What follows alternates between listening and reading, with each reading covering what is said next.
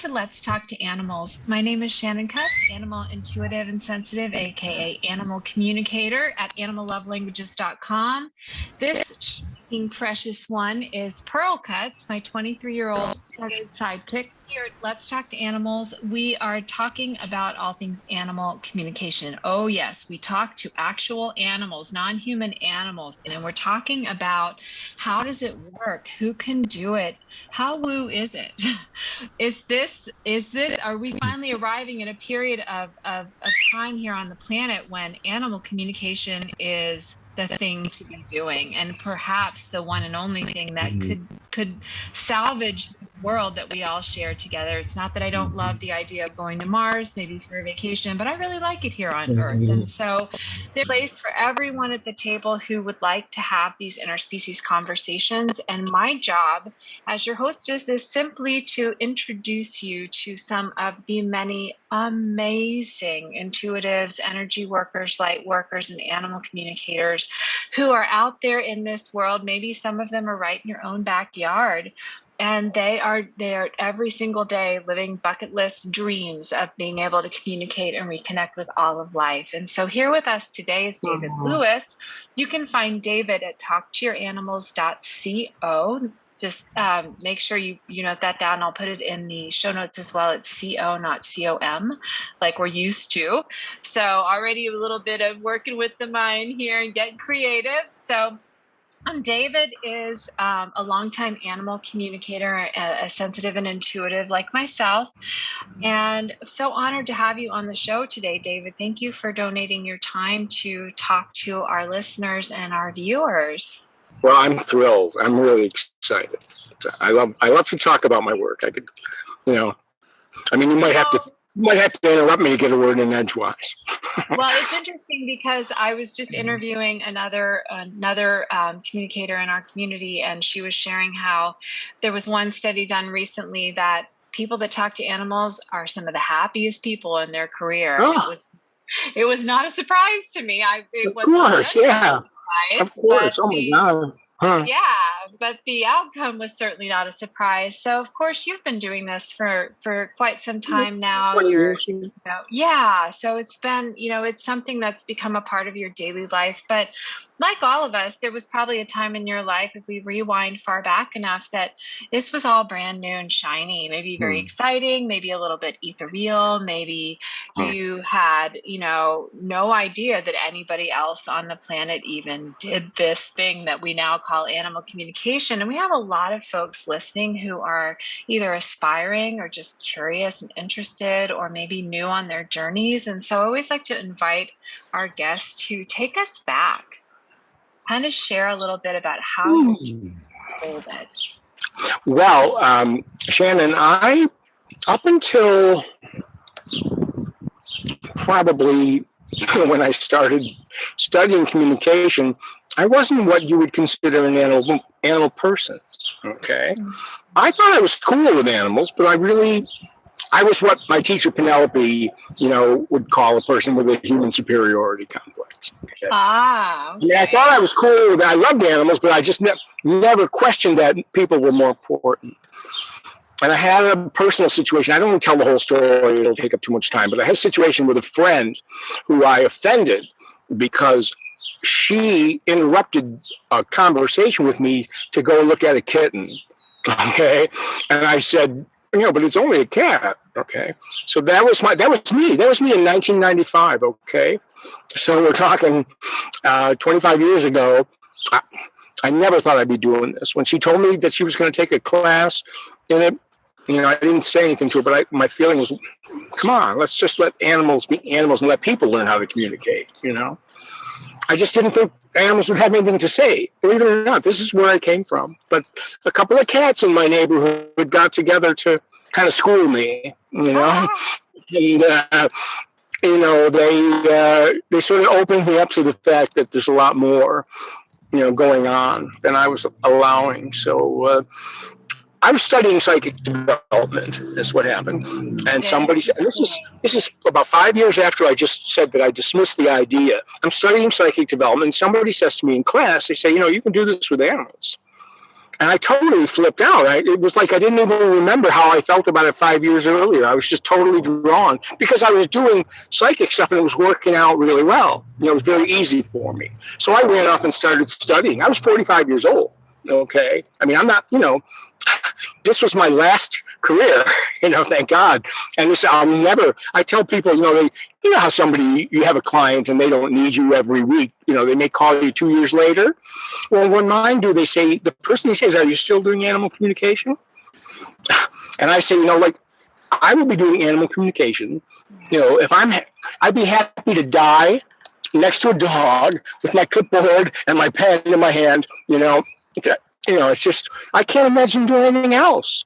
It's so beautiful. And, so I kind of, the cats turned me on is what happened. They turned me around and, set me straight. And it's all in my book, but I can't tell you all the stories because I do benefits for rescue groups. I told you you'd have trouble getting in. I do benefits for rescue groups. I talk for an hour and a half telling stories, and then I do a demonstration. So, I literally, you just wind me up. You don't have to wind me up. Just, push a button and I'll start. You're wound. I'm wound. Yeah, thank you. Yeah, that's me. Yeah. Oh, God. Go ahead. I'm sorry.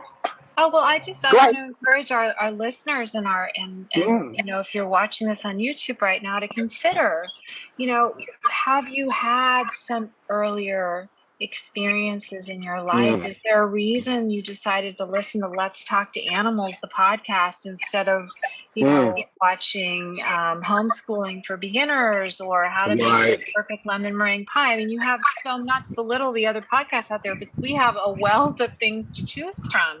And there may be something inside you. Maybe you're listening to this going, gosh, I wish I could do this. Maybe you're listening to this thinking, I know I could never do this, but I'd like to find somebody that I trust who could help me talk to my animal. Or maybe you're listening and you're at the beginning of your own journey and you're seeking inspiration, encouragement, support. You're trying to find your people. And I'll tell you what, David, I love what you just said, because I can certainly empathize with, kind of being in a place where, looking back at before and maybe after, it wasn't like one moment, one defining moment. Some people have that, but it was just a series of experiences with a few different animals that really started to wake me up to the fact that this isn't something that we do. This is part of who we are. Yeah.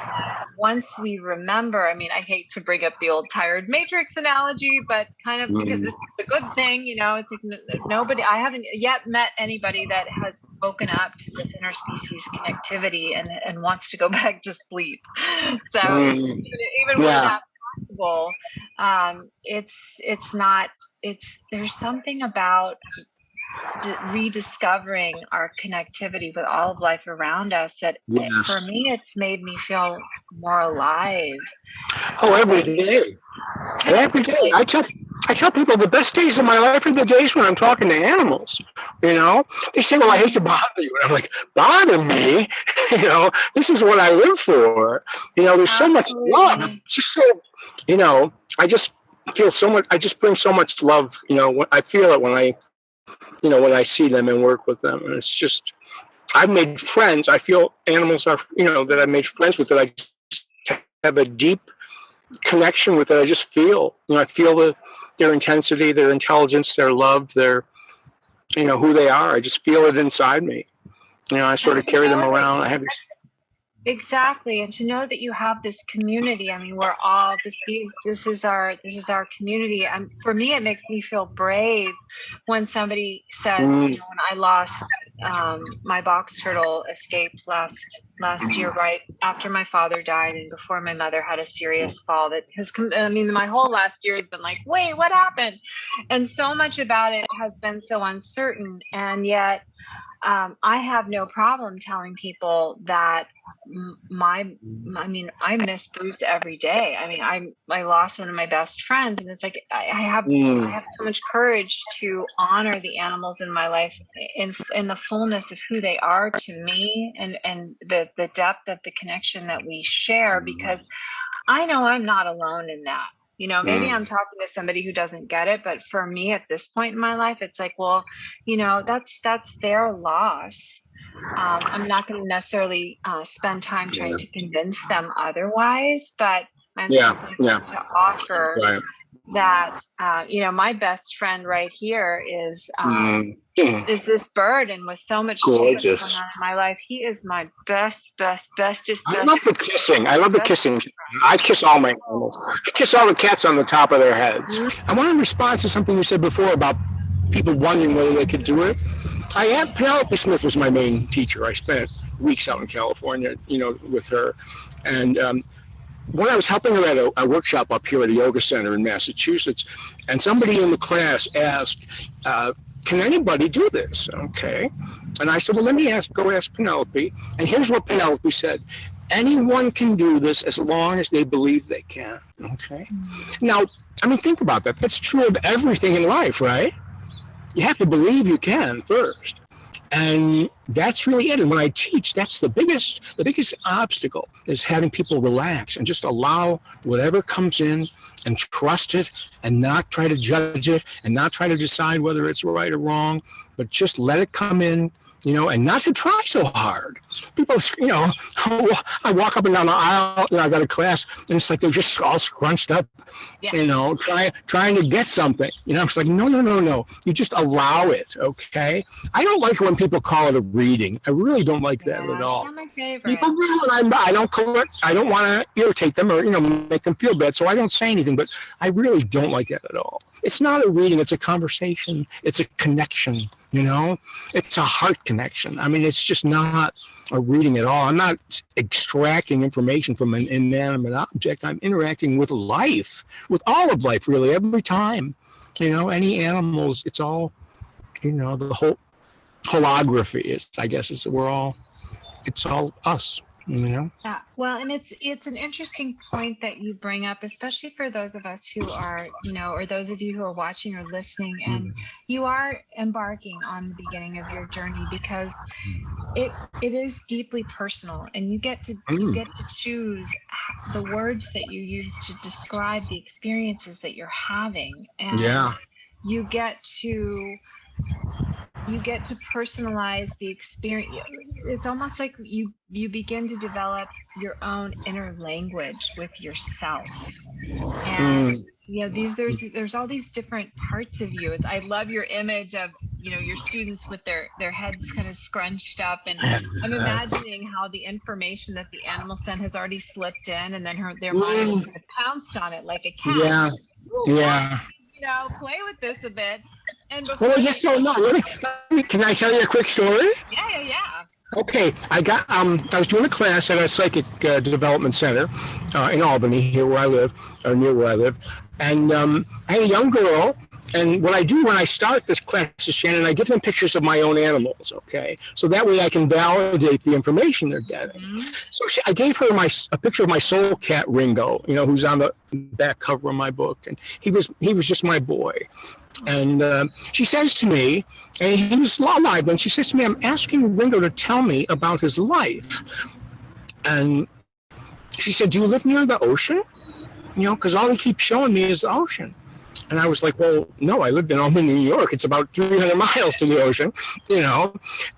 Well, here's what it was, okay? Ringo hung out with me all the time. He would sit, I had an office in my bedroom when we lived up on a mountain in the woods, and he would lie down between my computer keyboard and the monitor, okay?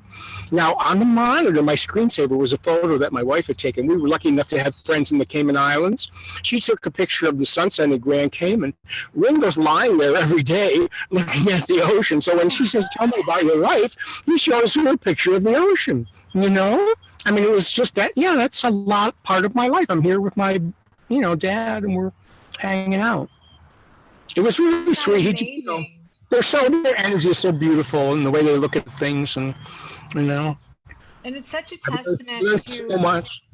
The purity of the animal's conversation. It's like when the mind will pounce on it, maybe she's like, oh, this just doesn't make sense. He said, it's like, it's not our job to make sense of it. Right. the animal's person. It's our job to share purely and accurately exactly what we receive, and then that human, if it doesn't make instant sense, always go back and ask more questions, just like we would with another human. You know, if it doesn't make of course, sense, we can ask. But people get the wrong idea. They think, like I said something to a woman last night. She gave me a picture of a dog. I said, well, so what's going on? She says, well, aren't you supposed to tell me that? You know, and it reminded me of my first psychic development teacher. He used to say, I'm psychic, not omniscient. Okay. Yeah. So I'll always tell people when I'm doing a consult, I'll always tell them I might be coming back to you for questions to clarify something that I'm seeing that I don't necessarily understand. You know? Yeah, it's not a test. I always tell my students exactly. that. It's such an easy mindset to fall into, because it's the mindset we've been taught our whole lives. It's how we went through school. It's everything. Right. Learn material, and then we get tested on it, and then we pass or we fail.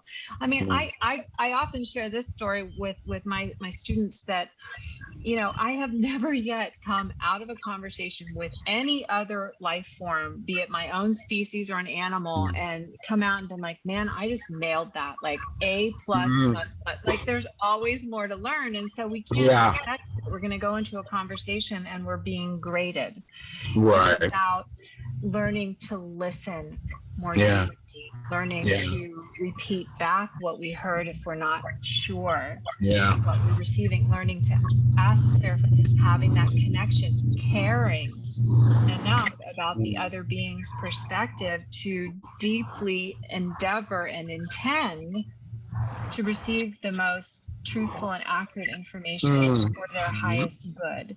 And I love what you said. I often think of the quote by Albert Einstein where he said, either nothing's a miracle or everything's a miracle. Or everything's a miracle. It reminds me of what you said, you know, either I can do it or I can't do it. And chances are really good that either way, that's exactly what I'm going to experience, because that's what I'm setting myself up for. What if you can? Wouldn't that be cool? Once you crack the code, it's easy. You know, once you get it. And the thing with me is, it just came real easy. It came easy with people. I was going to, do readings for people. But when I heard about animals, I was like, hey, I mean, because animals need us. Animals need people that speak their language. They desperately do. And people, if you want a psychic reading, just go online, Shannon, and choose from the thousands of people. Animal communicators, not so many. Male animal communicators, sorry. That's even rarer. Yeah. Very rare. Yeah. So I just love what I do. Oh my God, I just, Well, you mentioned it earlier, and you shared a little bit with me right before we started recording, but you've got a new book coming out, and I believe you have the cover. It's called Listen with a Heart, okay? Stories and Reflections from an Animal Communicator. The book is stories, a lot of stories. Some of them are funny. Some of them are really unusual. Some of them, end with an animal dying. But they're very heartwarming, very inspirational. And I have a couple chapters on behavior change, because, that's a big thing with all of us. They want to tell them to stop doing this, So I call it initiating behavior change, because we're not doing it. We're not making them change. They're not changing unless they want it. But initiating, and this is a way to offer them the opportunity and show them that things could be better for them if they could let go of some of the aggression and fear that they have, that kind of thing. So I got chapters on, death and dying and afterlife, and a few chapters on how I got here, what my life was like with animals before that, as a kid, and stuff like that. It took me a long time to write. And writing a book, I think that's a big job. Oh God! Oh my God! Yeah, it's a lot of work. It's a I don't lot mind. Of work. Yeah. My agent used to say, people would contact her and say, I really want to write a book, and she would say, no, you don't. Nobody wants to write a book. They need to write a book, and that's what gets us through the actual writing and the editing and the publication process. And so, I've got a little friend here. I used to say I wanted to have written a book, but not necessarily write a book. I never thought I could, but what I did was I took all my stories and I went to a writing coach, and she taught me how to, write them instead of talk them. I thought, I got all these stories to tell, and she taught me how to change them into written words so that they're, comprehensible for people, and some reflections on what happens. And I sometimes, what I love about this work, I don't know about you, but what I love about this work is it's like jumping off a cliff every time. I open myself up to an animal. I have no idea what they're going to say, what they're about at all. I'm just stepping into the void, and saying, okay, you just fill me with whatever it is you got, your feelings, your hurts, your words, whatever. Just lay it on me, and, I'll get you inside me, and we'll see what's going on. But I just love the animals can really inspire us to tackle new Yeah. things maybe we never thought we would do before. I certainly never thought I would be an animal communication teacher, and then some of my clients decided otherwise, and I was willing because I felt the support of the animals. And it feels like there are so many different things that may be waiting up ahead on our journey if we just say yes to the initial. What if one conversation could change your life? Maybe that's our takeaway for today's podcast for listening and watching. What if one conversation already has changed your life? I get my life changed a lot. Yes, absolutely. So I very often get my life changed. It's been a joy having you on the show. I really appreciate you sharing your time and your story, and inspiring, especially those of us on this, in the Let's Talk to Animals community who are just taking those first tentative steps, even if only in their minds and hearts, and considering how reconnecting with the other species here on wonderful planet Earth may simply transform them forever for the better. One of my wisest teachers said once, intention is everything, okay? So it's what you intend to do. When I give people a lot of homework, okay? Like I'll see a visualization can help their animal after I leave, if they work with one, to help them do what we want to accomplish. And I'll tell them how to do it. I'll show them how I do. Then I'll say, don't worry about doing it right. Do not worry about doing it the way I said. Just go for it. Do it. Don't worry, am I doing it right? Just do it. Have the intention to communicate. Have the intention to open your heart to this creature, and it'll be what it needs to be. And so many people just tell me, oh, I don't believe, I just look at my animals so differently now.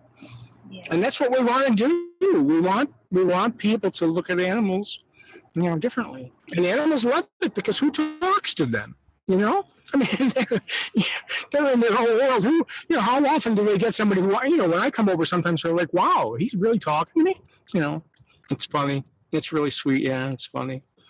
Well, it's an interesting contemplation to think about, what if you have so much to say, but you've never met anybody in your life who wants to listen, who knows that you can talk. And what an amazing day that is when somebody, especially somebody you love and you trust and you keep company with every day, turns around and says, tell me what you want, what you need, what you want to share, what you want in your life, and what a relief that would be. To be able to really express what's in your heart, what's on your mind, and maybe even contribute to that other person's life, and offer wisdom that nobody else can get away with sharing. Like our animals can get away with things.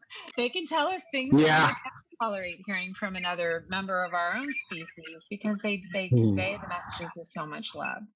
And that's kind of where I learned in my animal communication journey that it's absolutely fine to talk to my own animals. They're not just going to tell me what a bad pet parent I am. They right. So anyway, I'm absolutely delighted that we've had this chance to connect over Let's Talk to Animals. So go ahead and David's book on Amazon, and also on talktoyouranimals.co, David Lewis, Animal Communicator. And I'm going to be traveling all over, doing readings, and hopefully with shelters. I can help. I want to give some. I give a lot back, so I want to give some of the do a reading with a shelter and give a portion of the proceeds to the shelters. Beautiful. If you're listening or watching and you are involved with charitable work for animals, you now know how to reach me, and connect with them, and provide some really inspiring and enlightening information to shelters and rescues all over the country. So who knows what can happen. Those of you who are listening and watching, thank you for choosing Let's Talk to Animals. Thank you for being with us here today.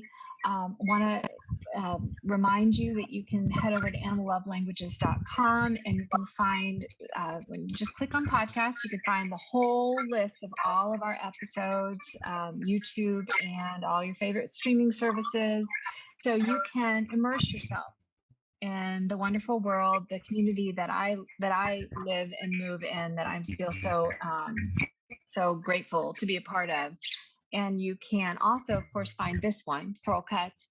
Next week, you can find a fresh new episode here at Let's Talk Animals. Thank you, Shannon. It's wonderful. I'm glad you found me. I'm so glad you found me. Yeah. Okay. Me Bye-bye. too. Me too. Okay. Bye for now.